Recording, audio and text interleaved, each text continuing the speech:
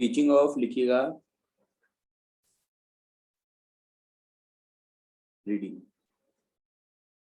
आपको मैंने बताया था लास्ट क्लास में कि LSRW ये 4 स्किल्स होते हैं, listening, speaking, reading and writing. इनसे भी संबंधित प्रश्न आते हैं और कैसे प्रश्न आते हैं ये मैंने आपको लास्ट क्लास में एक जो प्रीवियस ईयर का हमारा सीटेट का एग्जाम था, है ना, उसमें जो टीचिंग ऑफ इंग्लिश का जो पोर्शन था या कहीं की इंग्लिश लैंग्वेज का पोर्शन था उसमें दिखाया था। रीडिंग क्या होती है, किसे कहते हैं, ये बताने की मुझे लगता है कि आवश्यकता नहीं है आप लोगों को। तो कुछ बातें इसमें ऐसी हैं कि जो मैं लिखूंगा, बाकी कुछ बातें हैं जो बोलूंगा उसको आप कॉपी कर लीजिएगा, ठीक है। सबसे पहला प्रश्न तो ये है कि रीडिंग है उसका क्या ऑब्जेक्टिव है, बताओ क्या होता है ऑब्जेक्टिव रीडिंग का और कितने प्रकार होते हैं रीडिंग के, बताओ जरा। टाइप्स ऑफ रीडिंग लिखिए।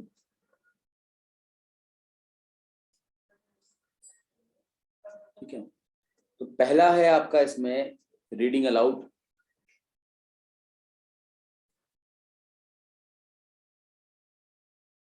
ये पूछ सकता है आपसे कि which among of the following is not a type of reading, है ना, तो लिख लीजिएगा reading allowed, silent reading,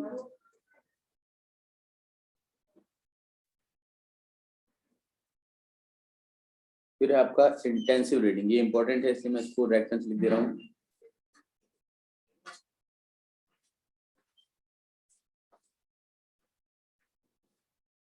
intensive reading,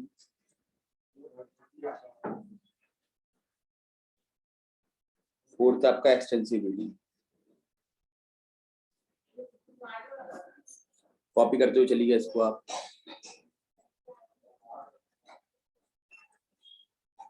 इसके बाद है आपका, ये दोनों इंपॉर्टेंट है इसलिए रेड से लिखे हैं, ठीक है ना। इसका सप्लीमेंट्री रीडिंग लिखिएगा,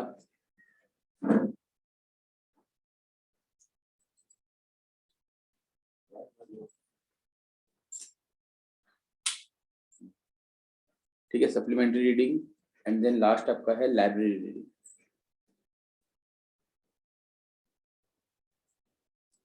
क्या होती है देखो, रीडिंग अलाउड मतलब कि जो चीज आप पढ़ रहे हैं, जैसे कि आप बुक पढ़ते हैं, आवाज आ रही है ना आप लोग को, तो यस सर, ध्यान से समझिएगा इसको क्योंकि इस पर क्वेश्चन आते हैं एग्जाम में आपके। जैसे आप क्लास में कोई बुक पढ़ रहे होते हैं, उस बुक को पढ़ने के 2 तरीके होते हैं। एक तो आप वर्ड बाय वर्ड बोल बोल के पढ़ते हैं, उसे बोलते हैं हम अलाउड रीडिंग। एक तरीका होता है कि आप चुपचाप साइलेंटली पढ़ रहे हैं उसको, ठीक है। जैसे अगर मैं अपनी बात करूं तो मैं ये पढ़ता हूँ, उसको लिखा हुआ teaching of reading, types of reading.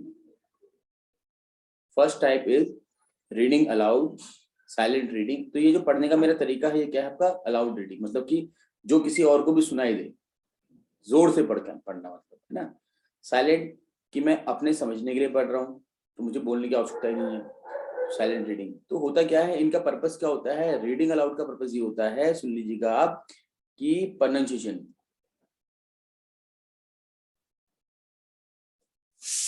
ठीक है, प्रोनाउंसिएशन प्रॉपर है या नहीं है। अब जब बच्चा बोल के पढ़ेगा तो टीचर चेक करता है कि बच्चा सही प्रोनाउंस कर रहा है या नहीं कर रहा है, ठीक है। ये आपका बेसिक रीजन होता है रीडिंग अलाउड का, ठीक है। कोई पूछे तो बता दीजिएगा उसको आप। प्रोनाउंसिएशन को चेक करने के लिए या फ्लुएंसी को चेक करने के लिए रीडिंग अलाउड ही कराई जाती है। साइलेंट रीडिंग का जो पर्पस होता है वो होता है अंडरस्टैंडिंग ऑफ कंटेंट, समझना उसको। 2 आते हैं फिर आपके इंटेंसिव और एक्सटेंसिव। अभी इंटेंसिव क्या होता है, एक्सटेंसिव क्या होता है, ऐसा समझो उसको आप, जैसे हिंदी में बोलते हैं गहन। जब किसी भी कंटेंट को बहुत ध्यान से पढ़ते हो, उसको एक एक शब्द को समझने का प्रयास करते, तो उसको बोलते हैं गहन अध्ययन, यानी कि इंटेंसिव रीडिंग। ऐसी रीडिंग कब होती है, जब आप किसी भी कंपटीशन की प्रिपरेशन कर रहे होते हैं या कुछ समझना चाह रहे होते हैं, तो उस समय आप ये रीडिंग करते हैं, ठीक है। दूसरा एक्सटेंसिव रीडिंग क्या होती है, एक्सटेंसिव रीडिंग होती है ऊपर ही ऊपर, ठीक है। ऊपर ही ऊपर मतलब कि जैसे आप न्यूज़पेपर पढ़ते हैं, न्यूज़पेपर पढ़ते हुए आप हर एक शब्द को गौर से नहीं पढ़ रहे होते हैं, ऊपर ही ऊपर देखते हैं, जो आपको इंपॉर्टेंट लगता है उसको पढ़ लेते हैं, जो नहीं लगता उसकी आप हेडिंग पढ़ के छोड़ देते हैं उसको। That is called extensive reading. Intensive reading क्या है? अधिक समय में कम,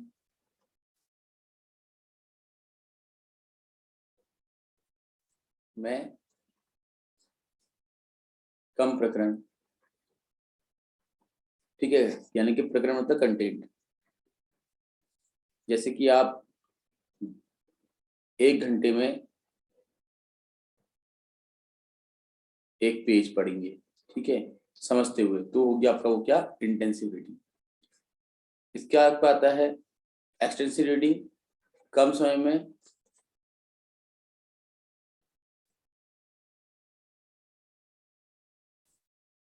अधिक प्रकरण, ठीक है। कम समय में अधिक प्रकरण का मतलब क्या होता है? जैसे कि आप ये समझिए कि आपने 1 घंटे में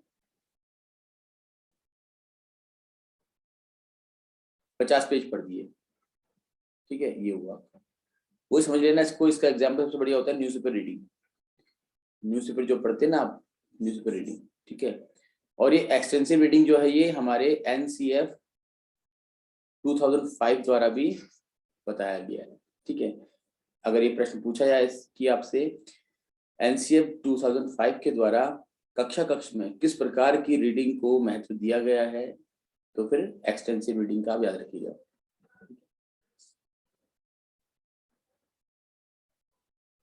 इसके बाद सप्लीमेंट्री रीडिंग क्या होती है? सप्लीमेंट तो आप जानते ही ना, कब जब जो प्राकृतिक रूप से आप जो प्राप्त कर रहे हैं उसके अतिरिक्त आपको बाहर से कुछ चाहिए होता है, उसको बोलते हैं सप्लीमेंट। जैसे कि आप देखते होंगे क्या कि रोजाना की जिंदगी में आप एक्स्ट्रा विटामिन की टेबलेट्स लेते हैं, एक्स्ट्रा प्रोटीन लेते हैं बाहर से, वो होता है सप्लीमेंट, बोलते हैं सप्लीमेंट वर्ड आपने बहुत सुना होगा। इस प्रकार से जब आप अतिरिक्त जो रीडिंग करते हैं उसको हम सप्लीमेंट्री रीडिंग कह देते हैं। लाइब्रेरी रीडिंग आप जानते हैं, जब लाइब्रेरी में पढ़ते हैं तो उसको हम लाइब्रेरी रीडिंग कहते हैं, ठीक है। क्लियर है? इनमें से कुछ प्रश्न है आपका जो टाइप्स ऑफ रीडिंग थे, इनमें किसी प्रकार का कोई प्रश्न तो आप पूछ लीजिए, अगर नहीं है तो फिर ये हमारा हो गया, फिर आगे बढ़ेंगे, ठीक है। एग्जाम में पूछता है आपसे इंटेंसिव और एक्सटेंसिव को बहुत ज्यादा पूछता है, तो इंटेंसिव और एक्सटेंसिव को समझ कर रखिएगा आप, बाकी तो हो जाता है, ठीक है। और एक्सटेंसिव के लिए याद रखना कि जो इंडियन एजुकेशन कमीशन है ना, उसने भी इसको रिकमेंड किया है, ठीक है। इंडियन एजुकेशन कमीशन मतलब कि जो कोठारी कमीशन है, आप तो बीएड किया में पढ़ाई होता है,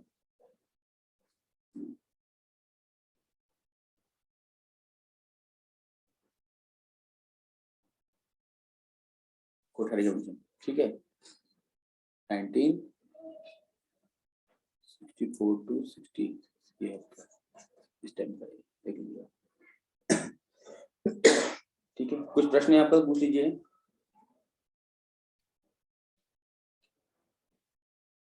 तो अब देखो सप्लीमेंट्री रीडिंग क्यों की जाती है? जैसे माना कि आपने एक बुक पढ़ी, उस बुक में आपने ग्रामर पढ़ी, आपको नहीं समझ में आई ग्रामर उस बुक से, तो आप समझने के लिए एक और एक्स्ट्रा बुक ले लेते हैं। या फिर कहें कि आपने एक बुक से कुछ टॉपिक पढ़े बट क्वेश्चंस कम थे, उसने आपने क्वेश्चन प्रैक्टिस करने के लिए एक और बुक ले ली, तो जो दूसरी बुक ली वो क्या हो जाएगी, सप्लीमेंट हो जाएगी आपके लिए। तो सप्लीमेंट्री रीडिंग का मतलब उद्देश्य जो है वो ये होता है कि आप किसी चीज को समझना चाह रहे हैं, तो लिटरली क्या है, सप्लीमेंट्री जो रीडिंग है वो इंटेंसिव रीडिंग की मतलब की तरह ही होती है एक प्रकार से, जो कि आपकी अंडरस्टैंडिंग को डेवलप करने के लिए अदर बुक्स को पढ़ने पढ़ने को आपको एडवाइस करती है, ठीक है। फिर है लाइब्रेरी रीडिंग। लाइब्रेरी रीडिंग तो बता चुका हूँ आप लोगों को मैं, क्या होता है इसका ना, कि लाइब्रेरी में बहुत सारी बुक्स रखी रहती हैं, जहाँ पर जाकर के आप कोई बुक पढ़ सकते हैं अपने टाइप से, ठीक है। और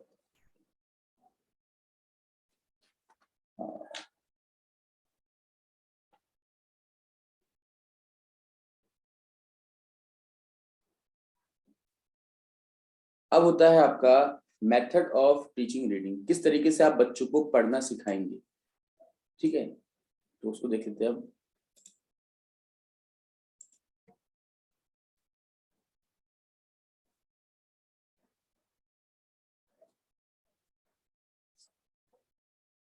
और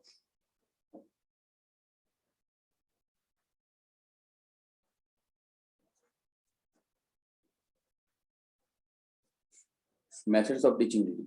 तो पहला है आपका इसमें अल्फाबेटिकल मेथड, जहां पर आप अल्फाबेट्स को मिला मिला के पढ़ रहे होते हैं, जैसे METHODS मेथड्स बोला आपने ना, ऐसा जो छोटे बच्चे पढ़ते हैं तो लिखेंगे आप अल्फाबेटिक।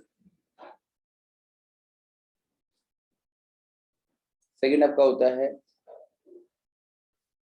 इसे हम स्पेलिंग मेथड भी कहते हैं। समझ में तो आ रहा है ना आप लोगों को? Yes sir. हाँ, यहाँ पर होता सेकंड आपको तो फोनेटिक या फेनेटिक बोलते हैं इसको हम, स्पेलिंग मिस्टेक बोल सही लग रहा हूँ। फोनेटिक क्या होता है, ये इंपॉर्टेंट मेथड है आपका ये, ठीक है, और ये सबसे इंपॉर्टेंट होता है आपका आपकी प्रोनाउंसिएशन के लिए।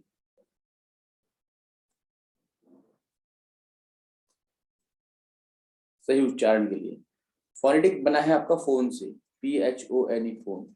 फोन मतलब होता है साउंड, कोई शब्द किस तरह की ध्वनि करता है उसको हम फोनेटिक कहते हैं। मैंने आपको हिंदी में पढ़ाया, हिंदी पढ़ाते हुए कि शब्दों का जो रूप है उसको एक तो ध्वनि और एक रचना के आधार पर हम समझते हैं ना।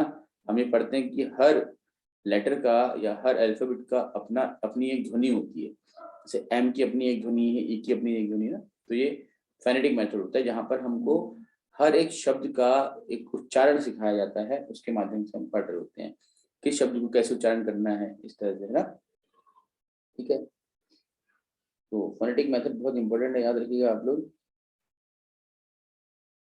इसके बाद थर्ड आपका है, ये नोट्स बना लीजिएगा, ये बहुत इंपॉर्टेंट है आप लोगों के लिए, काम आएंगे बहुत आपको अगर सीटेट में अच्छा स्कोर करना है तो। जिनके यूटेट में अच्छे मार्क्स नहीं बन रहे हैं वो तो पूरी जान लगा दो अब सीटेट के लिए। साइलेबिक मेथड होता है, साइलेबिक क्या होता है बताऊंगा आपको अभी मैं। साइलेबल होते हैं ना, ठीक है, सेलेबल क्या होता है, जैसे मैं आपके एग्जांपल देता हूँ, ब्यूटीफुल है तो हम ब्यूटीफुल बोलो, ब्यूटीफुल, तीन अलग अलग तरह से साउंड हो रही है। मतलब सिलेबल क्या होता है, जब एक कंप्लीट साउंड के बाद एक ब्रेक होता है, फिर दूसरी साउंड आती है, फिर ब्रेक होता है, फिर तीसरी साउंड आती है। तो हर वह साउंड जिसके बाद एक ब्रेक आता है वो एक सिलेबल कहलाता है। अगर वो साउंड लंबा है तो उसको हम स्ट्रेस्ड सिलेबल बोलते हैं, और अगर वो साउंड हल्का है तो उसको हम अनस्ट्रेस्ड बोलते हैं। तो ब्यू लंबा है तो उसको हम स्ट्रेस्ड सिलेबल बोलते हैं, स्ट्रेस्ड, ठीक है। टी छोटा है तो उसको अनस्ट्रेस्ड बोलते हैं। स्ट्रेस मतलब जिसको हम खींचते हैं उसको स्ट्रेस बोलते हैं, अनस्ट्रेस्ड मतलब जिसको हम खींचते नहीं है, हल्का छोड़ देते हैं। फुल, ठीक है, तो ये भी आपका स्ट्रेस्ड है। तो स्ट्रेस्ड, अनस्ट्रेस्ड और स्ट्रेस्ड, ठीक है, आगे पढ़ेंगे हम, तो आएगा हमारे ये। तो इसे बोलते हैं सिलेबिक मेथड, जहां पर हम सिलेबल को तोड़ करके हम किसी शब्द को उच्चारण करने का प्रयास करते हैं। फिर आपका आता है वर्ड मेथड,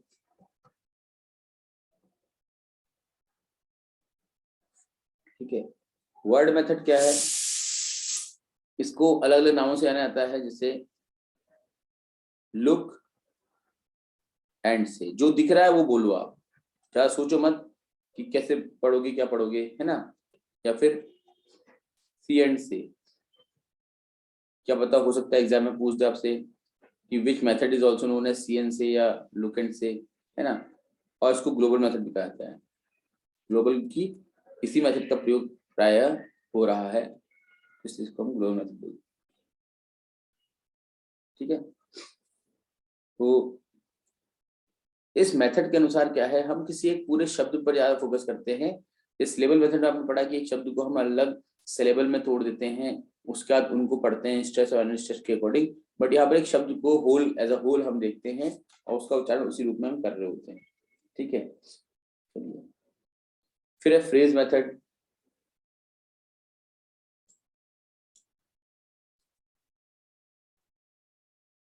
ये सब कुछ इंपॉर्टेंट है आप लोगों के लिए, ठीक है, इसको नहीं नोट करोगे तो बेकार है।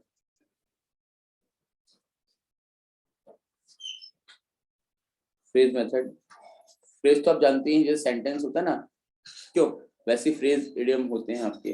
अंतर क्या होता है पता है आप लोगों को, फ्रेज और सेंटेंस में क्या डिफरेंस होता है, मैंने डिस्कस किया आप लोगों से, अगर आप लोगों को याद होगा तो। फ्रेज क्या होता है,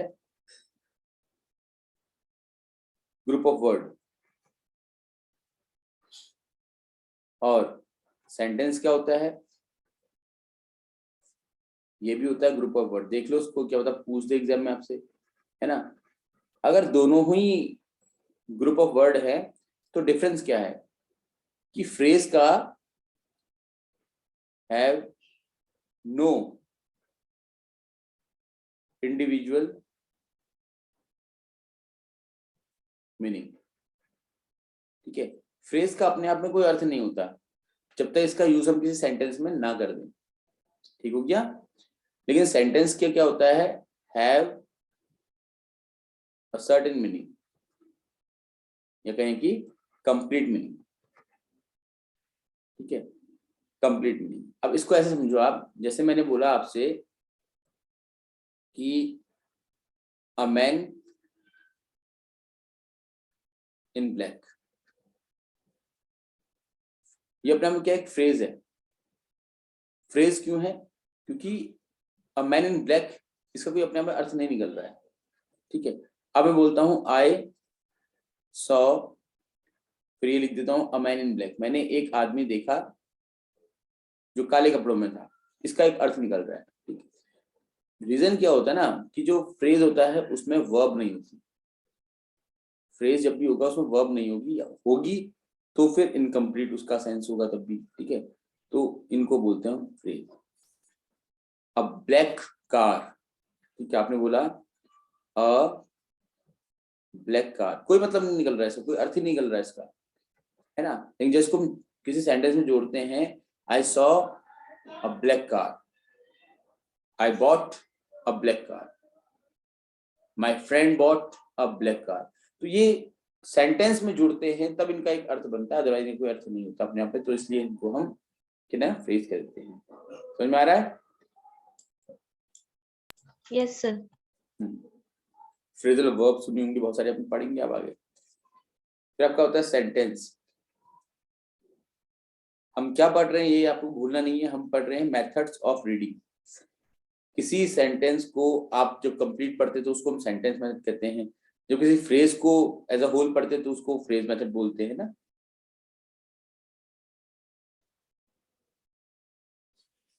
इसके अलावा एक और होता है स्टोरी मेथड,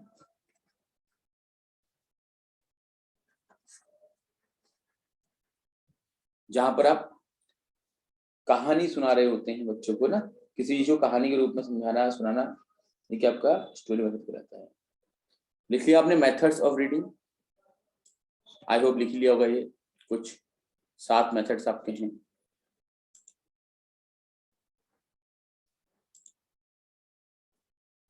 अब आते हैं causes.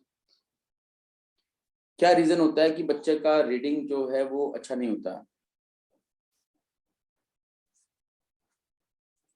Cause of poor reading, कहें कि रिटार्डेशन इन रीडिंग,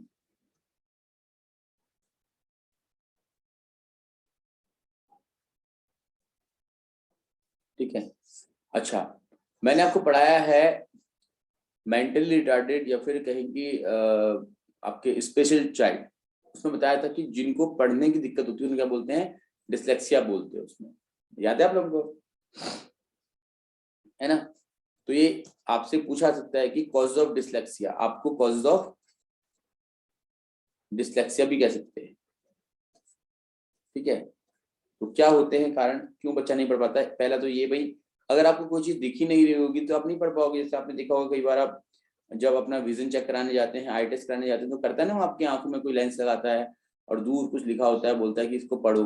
अगर आपको वो दूर लिखा हुआ नहीं दिखाई दे रहा है, धुंधला दिखाई दे रहा है, तो आप पढ़ पाओगे उसको, बताओ।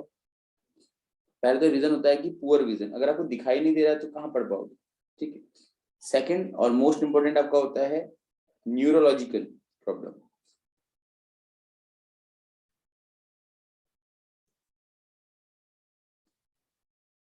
ठीक है। न्यूरोलॉजिकल प्रॉब्लम क्या होती है, देखो न्यूरोलॉजी आप जानते हैं, जो हमारा पूरा शरीर है वो इसी पर बेस्ड है आपका।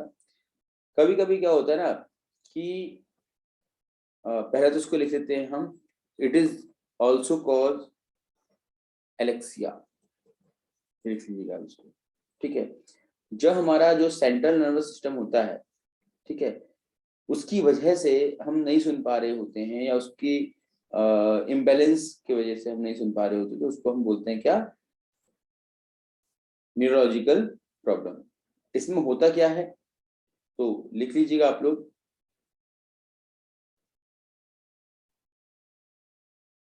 कि इसमें बच्चा शब्द का अर्थ तो समझ रहा होता है, किंतु शब्द का अर्थ तो समझ रहा होता है, किंतु उसका सही उच्चारण नहीं कर पाता,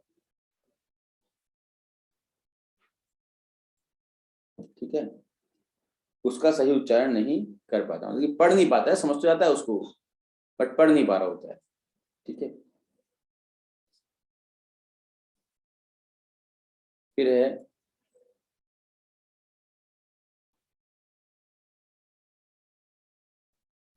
बाकी तो बहुत सारे और भी रीजन होते हैं, लेकिन जो मेन रीजन है वो बता दे रहा हूँ आपको। बाकी तो इसके अलावा फिर आप लोग को पता ही है, ओवर क्राउडेड क्लासेस होती है, जहाँ पर बहुत भीड़ भाड़ होती है, तो वहां पर बच्चा क्या है, सुन नहीं पा रहा होता है। जब सुन ही नहीं पाएगा तो पढ़ेगा क्या, आप भाई आप वही तो बोलोगे जो आपने सुना होगा।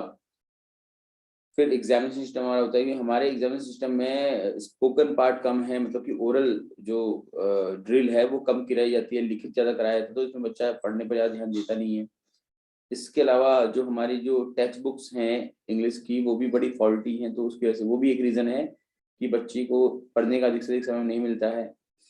फिर ट्रांसलेशन कम ग्रामर मेथड है, क्योंकि बच्चा जब भी कुछ पढ़ रहा होता है तो उसको हिंदी में ट्रांसलेट करना, फिर वो ट्रांसलेशन को अंग्रेजी में कन्वर्ट करना, ये बहुत सारी चीजें होती है, इसकी वजह से बच्चा नहीं कर पाता है, ठीक है ना। जबकि अगर यहाँ पर बच्चा ग्रामर कम ट्रांसलेशन मेथड की जगह पर डायरेक्ट मेथड यूज करे तो बेहतर सीख पाएगा। आपको मैंने मेथड्स के वीडियोस भेजे थे, नहीं अगर देखे होंगे तो फिर अब आपकी मर्जी, अदरवाइज अगर देखे होंगे तो आपको पता ही होगा ये कि ग्रामर कम ट्रांसलेशन मेथड क्या होता है और डायरेक्ट मेथड क्या होता है। देखा नहीं देखा आपने वीडियो तो? Yes sir. हाँ, तो पता ही होगा फिर आप लोगों को, अगर देखा तो। आपने नहीं देखा तो आप देख लो, आपकी ग्रुप में पड़ा हुआ है ना। एक्चुअल में 2-3 दिन क्लास नहीं हो पाई क्योंकि थोड़ा सा एग्जाम था ग्रुप सी का, तो मैं थोड़ा उनके साथ लगा हुआ था, राइट, तो इसलिए आप लोगों की क्लास मैंने होल्ड कर दी थी, बट अभी रेगुलर रहेगा हमारा। फिर है आपका एक बहुत इंपॉर्टेंट रीजन भी है इसमें, वो है faculty reading, faulty reading, sorry. अब ये फॉल्टी रीडिंग क्यों होती है, इसके कुछ रीजन बताए गए हैं। सबसे पहला रीजन इसका होता है कि सब वोकलाइजेशन, ठीक है। अब इस सब वोकलाइजेशन क्या होता है भाई, जब हमारे भाषा में क्षेत्रीय भाषा का प्रभाव होता है, ठीक है, तो इसकी वजह से हम सही उच्चारण नहीं कर पा रहे होते हैं। आपने देखा होगा ना, कई बार हम क्या करते हैं, किसी साउथ इंडियन को बोलते हो देखो आप, तो उसका अपना ही जो एक्सेंट होता है वो प्रभावित कर रहा होता है उसको। कई बार किसी विदेशी को बोलते हो देख रहे होते हैं आप, जैसे कि माना कि कोई अफ्रीकन है, जो अफ्रीकन क्रिकेटर्स होते हैं उनको बोलते हो, उनका अलग ही चल रहा होता है ना। हम बोलते तो हमारा अलग ही, मतलब हमारा जो लोकल लैंग्वेज होता है उसकी वजह से होता है ये। और हमारे अंदर वो प्रोफेशनल जो एटीट्यूड होता है वो भी नहीं होता किसी लैंग्वेज सीखने का, ये भी एक रीजन है, ठीक है। सेकंड आपका है इसमें रिग्रेशन।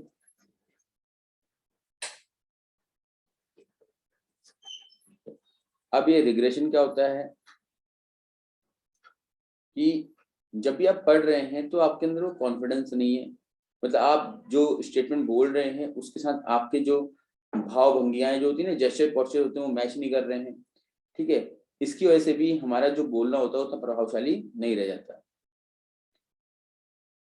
फिर सी है, क्योंकि उस समय हम जब अंग्रेजी बोल रहे तो हम कॉन्शियस हो जाते हैं अंग्रेजी बोलने पर, तो हमारे चेहरे के हाव भाव बिल्कुल प्लेन सपाट रह जाते हैं। जबकि हम वही बात अगर हिंदी में कर रहे हो तो हमारे चेहरे में वो भाव परिलक्षित होते हैं, मतलब कि रिफ्लेक्ट कर रहे होते हैं। फिर है फिंगर पॉइंटिंग,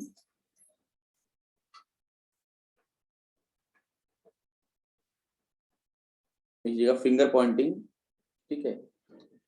अब फिंगर पॉइंटिंग क्या है कि, अब हालांकि मैं तो इसको नहीं समझता ऐसा कुछ, ठीक है। मतलब कि जब बच्चा क्या है, बच्चे की हैबिट बनाई जाती है बचपन से ही कि वो कॉपी में या बुक में कह सकते हैं कि फिंगर लगा लगा के शब्दों को पढ़ रहा होता है। अगर वो वहां पर थोड़ा सा अगर कंसंट्रेशन ब्रेक होता है तो उसकी जो पढ़ने की हैबिट है वो छूट जाती है, कहीं की उसके अंदर यही हैबिट रह जाती है कि वो हर चीज को उंगली लगा लगा के पढ़ेगा। तो ऐसे में क्या है कि उसका जो फ्लो है वो ब्रेक होता है और उसकी रीडिंग भी अफेक्ट हो जाती है। ठीक है, क्लियर हो गया? तो ये कुछ बातें थी टीचिंग ऑफ रीडिंग को लेकर के। अब इसमें सुधार कैसे किया सकता है? तो सबसे पहली बात तो ध्यान में रखें, आप सुधार करने के लिए आपको एक इफेक्टिव टीचर चाहिए। ठीक है, तो क्या चाहिए हमको? इम्प्रूवमेंट की बात करें, सबसे पहले हमारे को चाहिए इफेक्टिव टीचर।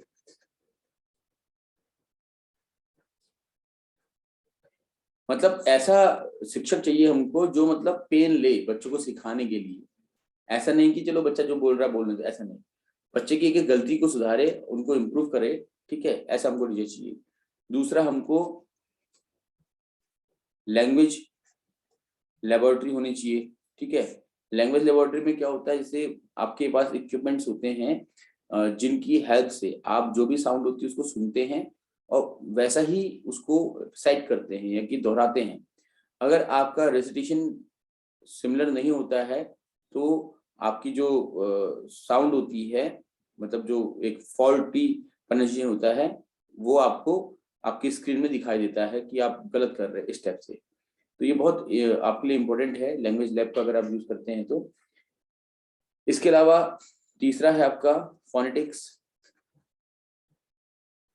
कि हर एक लेटर को या लेटर के जो कॉम्बिनेशन होते हैं उनको किस तरीके से सही उच्चारण उनका किया जाए, ये तो फोनेटिक्स में ही सीखा जाता है। फोनेटिक्स का जो है रोल हमारे लोकल टीचर्स में बहुत कम देखने को मिल रहा है, क्योंकि उतना एक्सपर्ट फोनेटिक्स में होते नहीं है, तो वो हमको ज़्यादा बेहतर प्रोनाउंसिएशन नहीं सिखा पाते हैं। ठीक है, तो ये कुछ इम्प्रूवमेंट हैं जो किए जा सकते हैं कि एक अच्छा टीचर लाया जाए, लैंग्वेज लैब की व्यवस्था की जाए, फोनेटिक्स की। ये टेक्निकल रीजंस हैं, इसके मतलब इम्प्रूवमेंट्स हैं। इसके अलावा तो बहुत सारी चीजें हैं, बोलने के अवसर दिए जाए बच्चों को, मैक्सिमम आपकी जो एग्जामिनेशन है उसमें ओरल पार्ट को रखा जाए, तो ये सारी चीजें इसमें आ जाती हैं। यहाँ तक कुछ पूछना है तो पूछ लीजिए, फिर नेक्स्ट क्लास अब इसके बाद जो मीटिंग ज्वाइन करेंगे उसमें होगी और उसमें हम पढ़ेंगे आपका टीचिंग ऑफ राइटिंग।